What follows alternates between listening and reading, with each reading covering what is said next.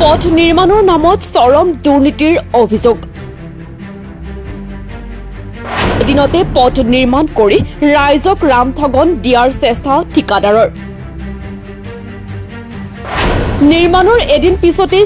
চপৰে খহিছে পথটোৰ black tapping পথৰ দুৰ্নীতিত স্থানীয় ৰাইজ একত্ৰিত হৈ ঠিকাদাৰ সাইফুল ইছলামৰ বিৰুদ্ধে ক্ষোভ উজাৰিৰ সৃষ্টি কৰিছে উত্তপ্ত পৰিস্থিতিৰ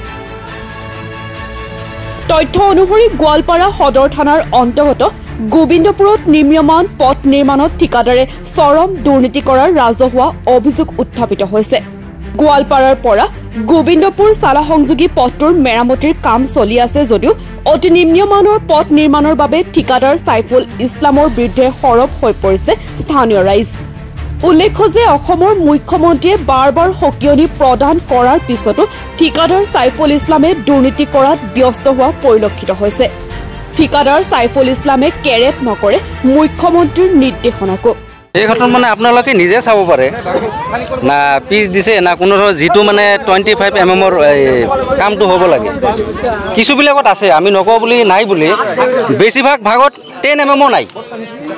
আর পিচটো একেবারে দিয়ে নাই পিচটো দূৰৰ কাছে দিয়ে নাই পিচ যদি দিলে হয় ৰাস্তা এনেকুৱা কন্ডিশন নহয় অতি নিম্ন মানে একদম নিম্ন মানৰে আৰু যেহেতু কাম কৰাৰ আগতে আমি কৈছো ঠিকাদাৰক ৰাস্তাতে কৈছো যে এইবোৰ কাম হোৱা নাই যত মানে আমি দেখুৱাই দিছো তাতে অলপ মেটেল পেলাই এনে মেকআপ কৰিছে কিন্তু এতিয়া মানুহ ইয়াতে ধৰা নাই এনেকুৱা কৰি গৈছে কিন্তু গোটেই ৰাস্তাতে এনেকুৱা কন্ডিশন আছে আমাৰ এতিয়া লাগে তদন্ত কৰিব লাগে ৰাস্তাটো ভাল হ'ব লাগে এইটোৱে আমাৰ অনুৰোধ অসমৰ মুখ্যমন্ত্ৰী কি ক'ব এতিয়া আমাৰ অনুৰোধ এইটোৱে আমাৰ ৰাস্তাটো ভাল কৰি লাগে চাব লাগে কি কেনেকুৱা কাম কৰি আছে এইটোৱে চাব লাগে ৰাস্তাটো পৰপৰা ক'ত ঠিক হ'ব আপোনাৰ কাৰবলা বজাৰৰ পৰা আপোনাৰ এই পঞ্চায়ত অফিচৰ লগি হৈ আছে কিমান কিলোমিটাৰ গম পাই মোটামুটি 3.5 কিলোমিটাৰ মান হ'ব কিমান টকা এনে খুলিছে নেকি 65 লাখ মান শুনিছো আমি সাইফুল ইছলাম এতিয়া আপনি সরকারখনক কি কব সরকারের হাতে আমার এইটোৱে আবেদন যে ৰাস্তাৰ কামটো ভাল হ'ব লাগে এইটো আমাৰ আবেদন